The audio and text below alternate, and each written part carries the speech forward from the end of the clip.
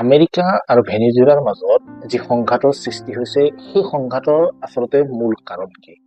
America আৰু ভেনিজুৱেলাৰ মাজত ইতিমধ্যেই যুদ্ধসদৃশ পৰিৱেশৰ সৃষ্টি হৈছে যদিও আমেৰিকাই তেওঁলোকৰ সৈন্যৰ যি শক্তি সেই শক্তি ভেনিজুৱেলাৰ বিৰুদ্ধে ব্যৱহাৰ কৰিছে, কিন্তু ভেনিজুৱেলাই সম্পূৰ্ণৰূপে আমেৰিকাৰ সৈন্যৰ যি শক্তি সেই শক্তিৰ বিৰুদ্ধে প্ৰত্যুত্তৰ দিয়া নাই। নমস্কাৰ, মই দেৱৰ্ষি গৌতমে আপোনালোক সকলোকে স্বাগতম জনাইছো আমাৰ এটা নতুন ভিডিঅ'ৰ মাজলৈ। পোনপ্ৰথমে মই আপোনালোকক ইংৰাজী নতুন বছৰৰ আন্তৰিক শুভকামনা জ্ঞাপন কৰিছো। আহিবলগীয়া নতুন বছৰৰ প্ৰতিটো দিন আপোনালোকৰ বাবে সুখ আৰু শান্তিৰে উপচি পৰক। আপোনালোক সকলোৱে আৰোহণ কৰক সফলতাৰ শিখৰত, তাকেই কামনা কৰিছো। আজি আমি আপোনালোকৰ সৈতে বিশ্লেষণ কৰিবলৈ আগবাঢ়িছো আমেৰিকা আৰু ভেনিজুৱেলাৰ মাজত যে যুদ্ধসদৃশ পৰিৱেশৰ সৃষ্টি হৈছে সেই যুদ্ধসদৃশ পৰিৱেশৰ আচলতে মূল কাৰণ কি সেই কাৰণ বিশ্লেষণ কৰিবলৈ। আপোনালোক সকলোৱে এটা কথা অৱগত হয়তো হৈছে ইতিমধ্যে যে আমেৰিকাৰ যি ডেল্টা ফ'ৰ্চ, তেওঁলোকৰ আটাইতকৈ শক্তিশালী ফ'ৰ্চ বুলি যাক অভিহিত কৰা হয় সেই ফ'ৰ্চটোৰ নাম হৈছে ডেল্টা ফ'ৰ্চ। আৰু সেই ডেল্টা ফ'ৰ্চৰ জোৱানসকলে আমেৰিকাৰ ৰাষ্ট্ৰপতিৰ অনুমতি লাভ কৰাৰ পিছতে ভেনিজুৱেলাৰ ভূমিত প্ৰৱেশ কৰি ভেনিজুৱেলাৰ যি ৰাষ্ট্ৰপতি নিকোলাছ পেড্ৰোক আটক কৰিছে। তেওঁৰ ভেনিজুৱেলাত থকা যি বাসগৃহ সেই বাসগৃহত শুই থকা অৱস্থাতেই তেওঁৰ পত্নীৰ সৈতে আটক কৰি আমেৰিকালৈ লৈ আহিছে। আমেৰিকাই ভেনিজুৱেলাৰ বিৰুদ্ধে যি আক্ৰমণ সংঘটিত কৰিলে সেই আক্ৰমণ কিমান যুক্তিসংগত অথবা সেয়া আন্তঃৰাষ্ট্ৰীয় যি নীতি নিয়ম আছে বা আইন কানুন আছে সেই আইন কানুনসমূহৰ মতে কিমান পৰিমাণে বৈধ, তাৰ বিষয়ে আমি অন্য এটা ভিডিঅ'ত আপোনালোকৰ সৈতে ডিছকাছ কৰিম। সেই ভিডিঅ'টোৰ লিংক আমি ডেছক্ৰিপশ্যনত দি দিম আৰু সেই ডেছক্ৰিপশ্যনত দিয়া লিংকটোত গৈ আপোনালোকে সেই বিষয়ে সম্পূৰ্ণ তথ্য লাভ কৰিব পাৰিব। আজি আমি এই ভিডিঅ'টোৰ জৰিয়তে আপোনালোকক অৱগত কৰিবলৈ চেষ্টা কৰিম, বিশ্লেষণ কৰিবলৈ চেষ্টা কৰিম যে আমেৰিকাইনো আচলতে ভেনিজুৱেলাৰ ওপৰত বা ভেনিজুৱেলাৰ বিৰুদ্ধে কিহৰ বাবে আক্ৰমণ সংঘটিত কৰিবলগীয়া পৰিস্থিতিৰ সৃষ্টি হ'ল। এইখিনি তথ্য আমি আপোনালোকৰ আগত অৱগত কৰাৰ লগে লগে হয়তো আপোনালোকৰ মনলৈ এটা প্ৰশ্ন আহিব যে যদি আৰৱতকৈও বেছি তেল ভেনিজুৱেলাত মজুত আছে তেনেহলে ভেনিজুৱেলা আৰৱতকৈ ধনী কিয় নহয়? এই প্ৰশ্নটো আপোনালোকৰ মনলৈ অহাটো স্বাভাৱিক, কিন্তু ভেনিজুৱেলা আৰৱতকৈ কিয় ধনী নহয় তাৰ কেইটামান ইণ্টাৰেষ্টিং কাৰণ আছে। আচলতে ভেনিজুৱেলা আৰৱতকৈ ধনী নোহোৱাৰ মূল কাৰণটো হৈছে আমেৰিকাই ভেনিজুৱেলাৰ বিৰুদ্ধে লগাই থোৱা চেংচন। আমেৰিকাই ভেনিজুৱেলাৰ বিৰুদ্ধে বিভিন্ন ধৰণৰ প্ৰতিবন্ধকতা আৰোপ কৰি ৰাখিছে, যাৰ ফলত ভেনিজুৱেলাই তেওঁলোকৰ তাত মজুত থকা যিসমূহ তেল সেই তেলসমূহ উৎপাদন কৰাৰ পিছতো আন্তঃৰাষ্ট্ৰীয় বজাৰত বিক্ৰী কৰিবলৈ সক্ষম নহয়। আমেৰিকাৰ লগত থকা সংঘাতৰ বাবে ভেনিজুৱেলাই আমেৰিকাৰ যিসমূহ মিত্ৰদেশ আছে সেই মিত্ৰদেশসমূহক তেওঁলোকৰ সেই খাৰুৱা তেল বিক্ৰী কৰিবলৈ সক্ষম নহয়।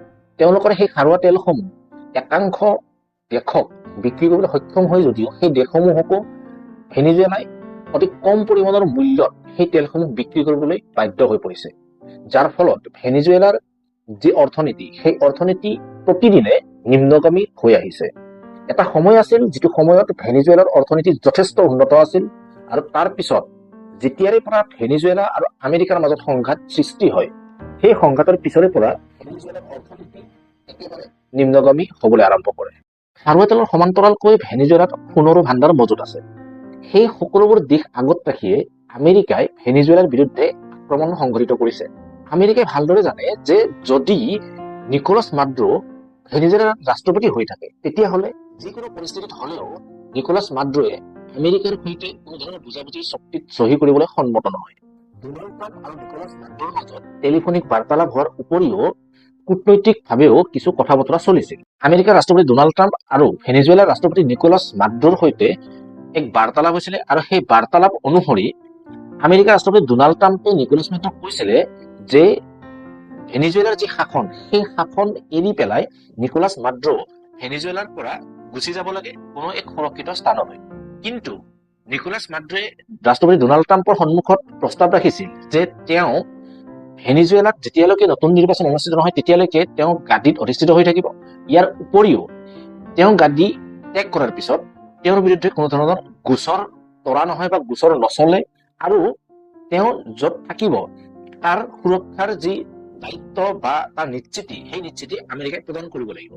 কিন্তু এই প্ৰস্তাৱ শুনাৰ পিছতে আমেৰিকাৰ ৰাষ্ট্ৰপতি ডনাল্ড ট্ৰাম্পে নিকোলাছ মাডুৰোক প্ৰত্যাখ্যান কৰিছিলে আৰু তাৰ পিছত নিকোলাছ মাডুৰোৱে আমেৰিকাৰ ৰাষ্ট্ৰপতি ডনাল্ড ট্ৰাম্পৰ প্ৰস্তাৱ গ্ৰহণ কৰা নাছিলে। ৰাষ্ট্ৰপতি পৰ্যায়ৰ যি বাৰ্তালাপ সেই বাৰ্তালাপ কৰাৰ পিছত আমেৰিকাই আকৌ কূটনৈতিকভাৱেও নিকোলাছ মাডুৰোৰ সৈতে বাৰ্তালাপ কৰিবলৈ চেষ্টা অব্যাহত ৰাখিছিলে। কূটনৈতিকভাৱে হোৱা যি বাৰ্তালাপ সেই বাৰ্তালাপো যথেষ্ট সুখকৰ নাছিলে, যাৰ ফলত আমেৰিকাৰ ৰাষ্ট্ৰপতি ডনাল্ড ট্ৰাম্পে ভেনিজুৱেলাৰ ৰাষ্ট্ৰপতি আৰু সমগ্ৰ ভেনিজুৱেলাৰ বিৰুদ্ধে এক সামৰিক অভিযান চলাবলৈ বাধ্য হয়। আমেৰিকাই আচলতে ভেনিজুৱেলাৰ যি খনিজ সম্পদৰ ভাণ্ডাৰ সেই খনিজ সম্পদৰ ভাণ্ডাৰৰ ওপৰত চকু দিছে আৰু সেই চকু দিয়াৰ ফলতেই ভেনিজুৱেলাই আমেৰিকাৰ আক্ৰোশৰ বলি হ'বলগীয়া হৈছে। যদি আমেৰিকাৰ প্ৰস্তাৱ মানি লৈ নিকোলাছ মাডুৰোৱে আমেৰিকাৰ কথামতে উঠা বহা কৰিবলৈ মান্তি হলহেঁতেন, তেনেহলে কিন্তু আমেৰিকাই ভেনিজুৱেলাৰ বিৰুদ্ধে কোনো ধৰণৰ সামৰিক ব্যৱস্থা গ্ৰহণ নকৰিলেহেঁতেন। আমি এটা কথা স্পষ্টকে ক'ব পাৰো যে আমেৰিকাই ভেনিজুৱেলাৰ বিৰুদ্ধে যি অভিযান চলালে, যি আক্ৰমণ চলালে, সেই আক্ৰমণৰ যি মূল লক্ষ্য সেই মূল লক্ষ্য হৈছে ভেনিজুৱেলাত থকা খনিজ যিসমূহ পদাৰ্থ আছে, খনিজ পদাৰ্থৰ যি ভাণ্ডাৰ আছে সেই ভাণ্ডাৰত নিজৰ আধিপত্য বিস্তাৰ কৰা। যদিও আমেৰিকাই বাৰে বাৰে কৈ আহিছে যে ভেনিজুৱেলাৰ পৰা ড্ৰাগছৰ সৰবৰাহ হয় আমেৰিকালৈ, কিন্তু বিভিন্ন তথ্য যদি আমি বিশ্লেষণ কৰো তেনেহলে দেখিবলৈ পাম যে ভেনিজুৱেলাৰ পৰা পোনপটীয়াকৈ আমেৰিকাত ড্ৰাগছৰ কোনো সৰবৰাহ নহয়। মূলতঃ কলম্বিয়া আৰু কলম্বিয়াৰ দাঁতিকাষৰীয়া যিসমূহ দেশ আছে সেই দেশসমূহৰ পৰাহে আমেৰিকালৈ ড্ৰাগছৰ সৰবৰাহ হয়।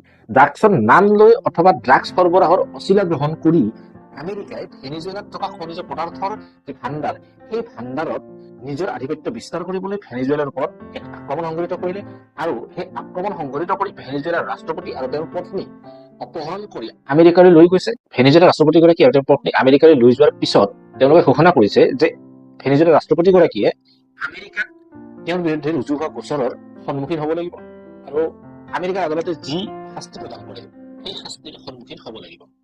আচলতে আমেৰিকাই যদিও ভেনিজুৱেলাত ড্ৰাগছ সৰবৰাহৰ কেন্দ্ৰ বুলি অভিহিত কৰিবলৈ চেষ্টা কৰিছে, কিন্তু বিশ্বৰ বিভিন্ন উৎসৰ পৰা লাভ কৰা তথ্যসমূহ যদি আপোনালোকে বিশ্লেষণ কৰে তেনেহলে আপোনালোকে দেখিবলৈ পাব যে ভেনিজুৱেলা আচলতে ড্ৰাগছ সৰবৰাহৰ উৎস কোনো পধ্যে হ'ব নোৱাৰে আৰু ভেনিজুৱেলা ড্ৰাগছ সৰবৰাহৰ উৎস নহয়। আমাৰ আজি এই ভিডিঅ'টো ইমানতে সমাপ্ত কৰিছো। আপোনালোকে আমাৰ এই ভিডিঅ'টো যদি ভাল পাইছে তেনেহলে ভিডিঅ'টো শ্বেয়াৰ কৰি দিব, লগতে আমাৰ চেনেলটো ছাবস্ক্ৰাইব কৰি দিবলৈ আপোনালোকে নাপাহৰিব। আৰু এটা নতুন ভিডিঅ'ৰ সৈতে আপোনালোকক অতি সোনকালে লগ পোৱাৰ প্ৰতিশ্ৰুতিৰে আজিলৈ ধন্যবাদ। জয় আই অসম।